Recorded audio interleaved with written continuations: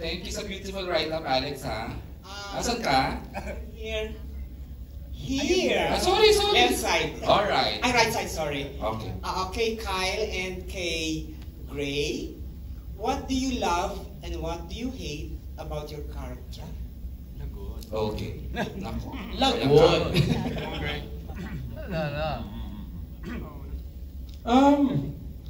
Siguro dun lang po ako sa love. Laging tinuturo po sa amin, never hate your character. Never deny your character. Kasi ikaw pa rin yun at the end of the day. Learn how to love your character. Para sa akin po, gusto ko po kay Moises is yung pagka-pure niya. Yung kung paano siya magmahal, bigay lahat. Kung paano siya magtiwala, bigay lahat. At kung paano kahit hindi para sa kanya yung ginagawa niya, basta alam niyang nasa tama siya, gagawin niya. And it's something na feeling ko maraming makaka-relate po sa sobrang sama ng mundo ngayon, sa dami nangyayari po sa mundo natin. Kailangan natin ng hope katulad ni Moises. And I feel like that's something na talagang dapat abangan po ng mga tao. Totoo yung definition, one of the purest characters he has ever portrayed. Yes, totoo. Thank you, Pulot. Charot lang. Gray.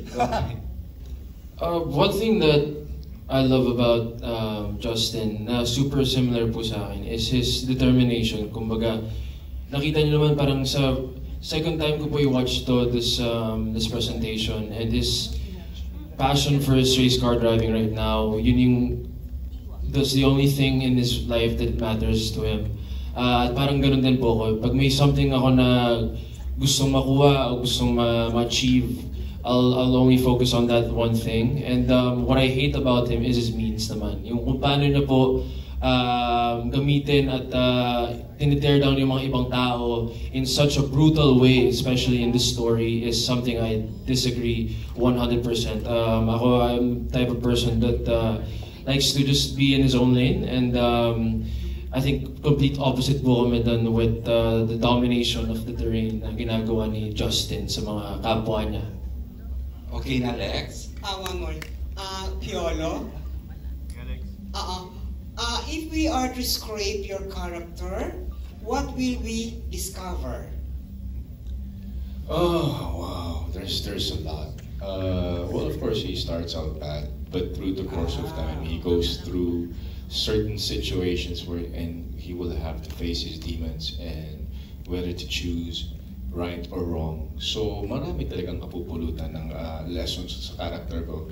And we're halfway through with the shoot, so marami pa siyang pupuntahan. And I really brought him to the darkest side, so para yung redemption niya mas malaki paglagpak niya bilang tao. So I really want to make him as human as possible, and I'm sure maraming makaka-identify sa kanya. Thank you, PJ. Thank you, Alex, for your question. We now have Marinelle Cruz of Inquirer. Miss Marinelle is here. Hi. Hello, guys. My question is for PJ, Kyle, Gray, and Tito Pip. Ayun, kasi di ba we have read news about yung mga kids getting killed or getting hurt pagdating sa hazing. And yet, yung mga fraternities, they still exist dahil sa brotherhood. Tapos, pero in fairness to them, marami din namang mga success stories of loyalty and pagtutulungan. So, what are your thoughts on joining one if in like an alternate reality you're offered to do it? Each. Inspiration ko ni Joel Mercado, so si Joel charot lang. Can you share, Peach, Gray, and since I was called first. It's like, if it's for common good, I do it depending on what you have to do. I don't believe in hazing. I mean, there are other ways. I believe so. So, dun ako. But if it's for a good cause, I do it. Okay. Kyle? Ako personally, hindi ko po nakikita sarili ko na pumasok po sa isang fraternity. Pero dahil po, napasukan po namin yung mundo na yun, may mga nakausap din po kami na galing talaga sa fraternity. Meron nga pong taga-fraternity na nasa set po talaga mismo. Dahil po sa kanila na nagbukas po talaga yung mata ko sa mundo nila, kung anong tingin nila sa fraternity. There's still beauty to it, in their tradition. There's still ways to go around hazing. Siyempre hindi po talaga pwede sa bansa natin ngayon, so now there's different ways of hazing. Hindi naman necessarily talaga nagpapattern na ngayon. But like I said po, para sa akin hindi po ako papasok. Pero dahil sa mga sinabi po sa amin ni Gray at sa buong fraternity, I see why papasok po yung ibang tao to.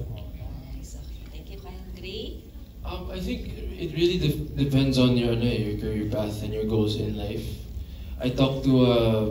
I consulted a lawyer friend of mine na sumali sa isang fraternity and went through the whole process. And sabi niya, kailangan talaga. I think it's a system that we live in today, and it's the reality na since generations nga po na nangyayari. And if you really want to be integrated into, let's say, law, which my character is in the same career path, you have to do it if you really want to get advantages in life. Pero the process yung nga po, the means to justify the end, diba? I think yung hazing and the over-excess of violence is not needed, especially in this kind of scenario. Hindi po talaga kailangan. I mean, in life naman po, diba, we test everyone, we test their relationships, and we test trust.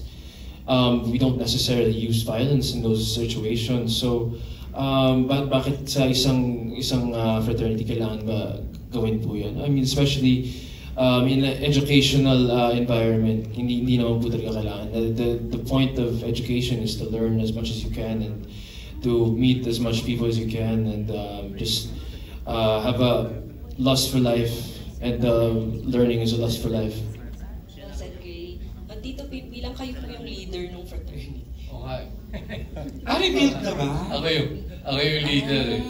So anyway, like these guys here also, I mean, I'm not for hazing. And I believe it's being outlawed already, di ba? Pinagbabawal na talaga yung hazing eh.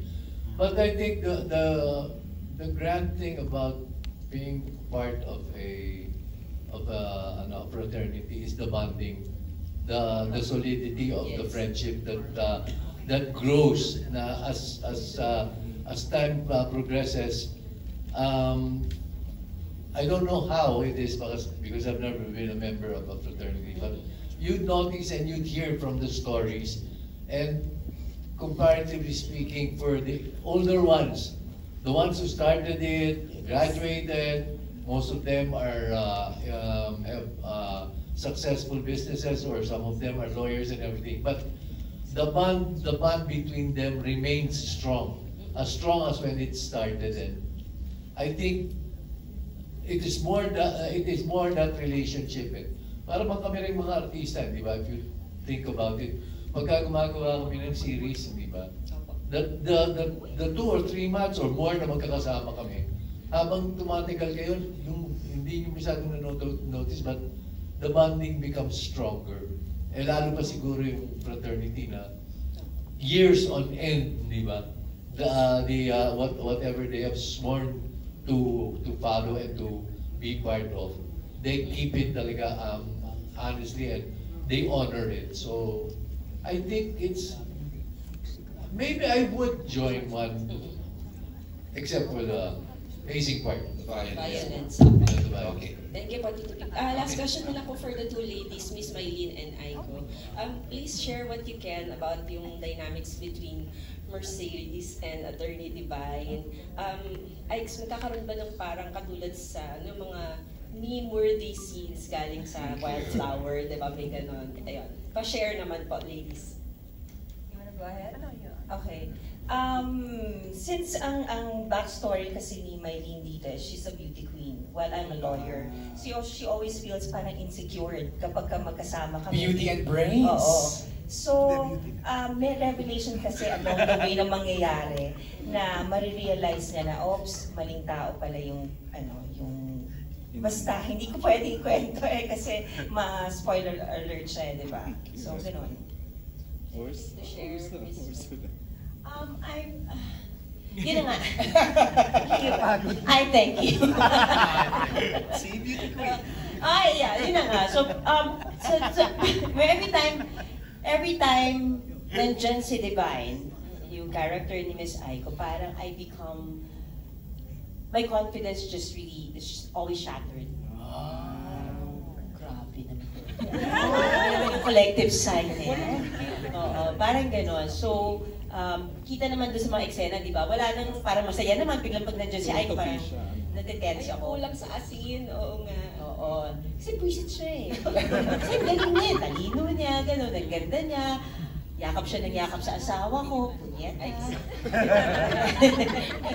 So there. Parang I feel like I have nothing to contribute with this sa family na ito that is so intellectual. They're all lawyers, they're all strong. Ako ganda lang naman yung baon ko. Wow. Thank you. Thank you, Marinel. Okay, we're down to our last 3 questions. MJ! Yes. Pagbigyan mo ako, I'd like, dahil na-amaze tayo sa ganda ng mga vlogs, trailer, teasers, I'd like to congratulate the team of Miss Gina Sanchez